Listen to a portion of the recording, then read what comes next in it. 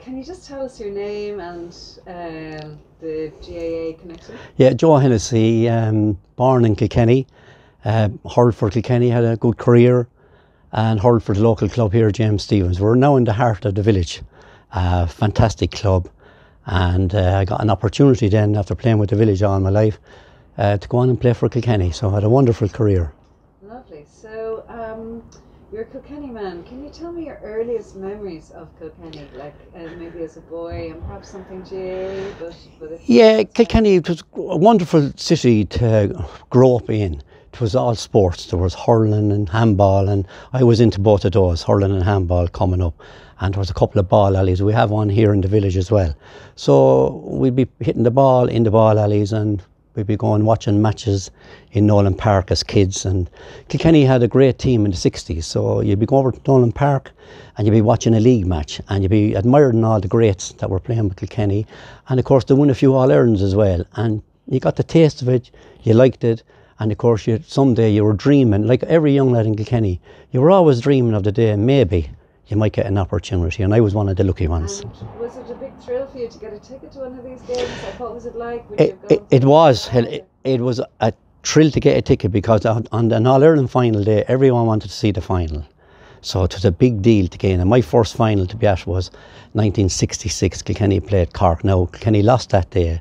Cork had a very good young team, and Cork won. But the following year, Kilkenny came on then in 67, captained by Jim Tracy from Bennettsbridge, and beat our huge rivals Tipperary in the final. So were the GAA players your heroes? Oh, they were huge. It was unbelievable. Hurling in Kilkenny was a religion. It was unbelievable. We didn't have any, what would you call it, side kicks or something to take us away from the game.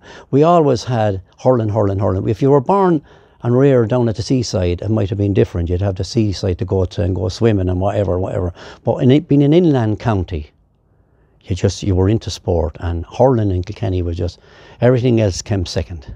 And was there a particular hero that might stand out there from those? Yeah, back in the 60s, Ollie Welch was a superstar in the 60s, a fantastic goalkeeper, and every young lad in Kilkenny, I remember league matches in Nolan Park, if he was on goal defending the town end in Kilkenny, there could be 50, 60 young lads at the back of the goal watching him making super saves. And when the half-time whistle would come, we'd all run down to the far end, what we call the graveyard end in Kilkenny, and be there when they come out for the second half. At the other end then you had Eddie Kerr, and he was a superstar out in the forwards. But in between then you had Shamie Clear and Paddy Morton and Fan Larkin and all these great hurlers, and you'd be watching and admiring the Pat Hendersons. You could go on naming them. I hate mentioning names, but you'd be watching all these lads and you'd be saying, geez, to see him. And they were working locally as well. A lot of these lads worked in the brewery.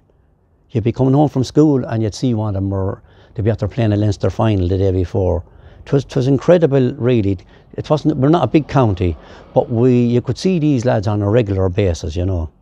Lovely. And how much did Kilkenny affect your life in sporting terms? It must have. Sure, it was everything, really. Everything else came second. We were hurling mad, absolutely. School didn't matter, really, because it was when we were young, there was loads of work for an ordinary working class people.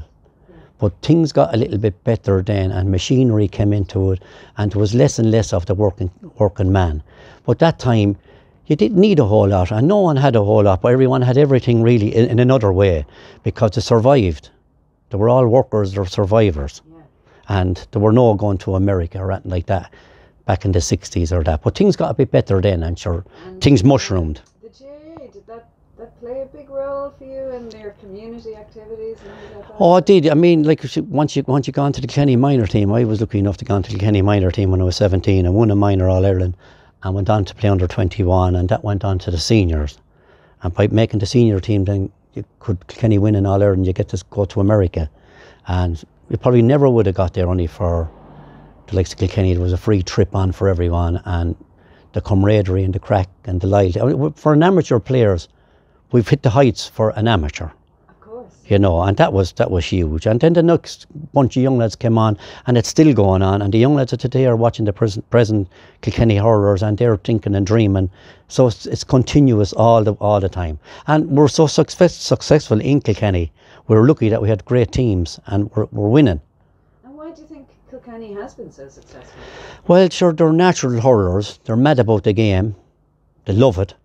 And they'd kill one another in the local championships. We would kill one another literally, but the following week or two, we'd come together for the Kilkenny jersey to win for Kilkenny. And that's the way it is. And you must have some wonderful stories. Can you give me one snippet of a story? Yeah, well, there was the 82 All-Ireland final. We were down to meet Cork, and Cork had a super team now that year. They won the Munster final by about 39 points. We weren't given any chance. But I remember that particular night, just the night before the All-Ireland, we were all getting ready. We'd be heading off to bed around 10:30 or to be ready for the morning. And the next day we went up anyway, and the atmosphere was unbelievable. You marching behind RTA and by his band would be any young lad's highlight, the dream, to march behind, the excitement, the buzz in the crowd. But we went on, we were lucky enough, we won the final anyway. But that particular night, I was talking to a teammate of mine, Frank Cummins. He lived in Cork. And I played midfield with him that day, and I was talking to him that night, and I said, "Are you busy these times, Frank?" And he was into demolition work in Cork. Okay. And he said, "I can tell you now," he said, "because we won the match, but last night," he said, "at 5-12, I was knocking a wall in Cork, the night before the All-Ireland final."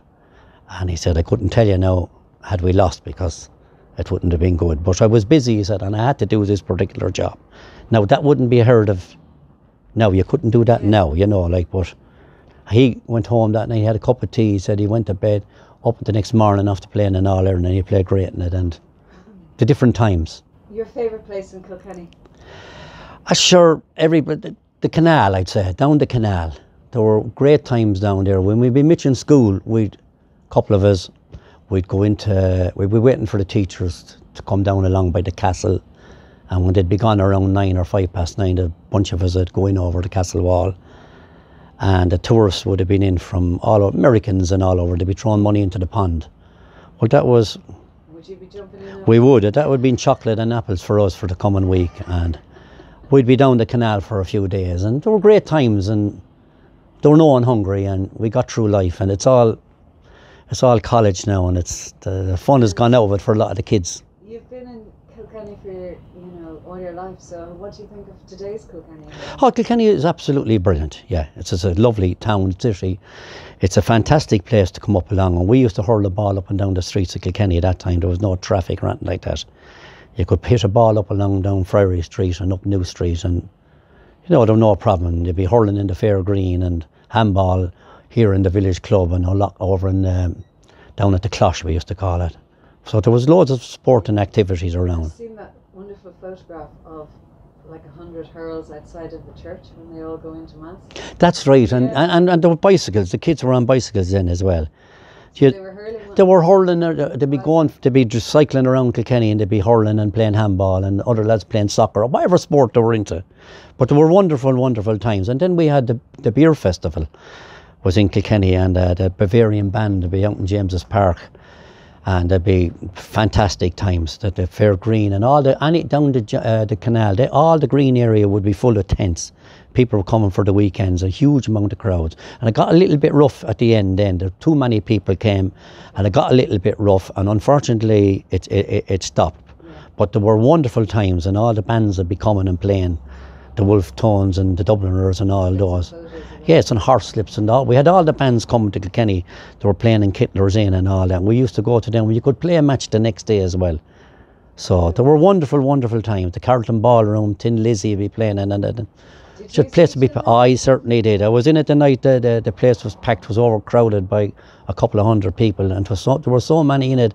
The two big doors on the right hand side, as you look up to the stage, they broke out with the volume of people that were in the hall that evening, and the laneway was full as well. There were wonderful, wonderful times. I wouldn't swap it. The time we grew up, we had great times. I just interviewed somebody who tried to get into that concert. Yeah. Couldn't get in. Yeah. He used the pallet to try to break things over the wall, and he was the last one. Yeah. And then the security. Can I tell you another little bit? Can we go ahead on this as well? Yeah. There was a friend of mine. He's actually barred from the Carlton at the time, but God, he was in an awful state. He was wondering about the band were playing tonight, and there was any way he could get in. So he was in the Wimpy bar, just down where the post office is now, and didn't fill in it, and the lads came in for a bit of grub before they went to the Carlton. And my man told him the sad story. That I said, I tell you what, he said, come down here at 7 o'clock, he said, and you can bring in the gear for us, he says, and you'll be in. That was Johnny Ramsbottom. So he got in anyway, and the rest is history.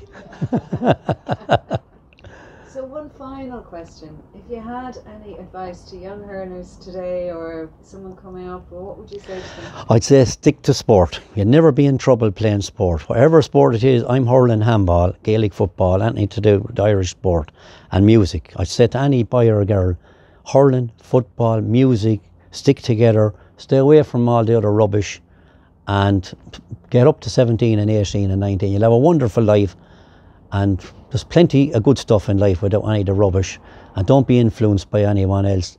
Make up your own mind what you want to do or where you want to go. Don't be afraid and enjoy yourself. Joe, thank you very much. What about it?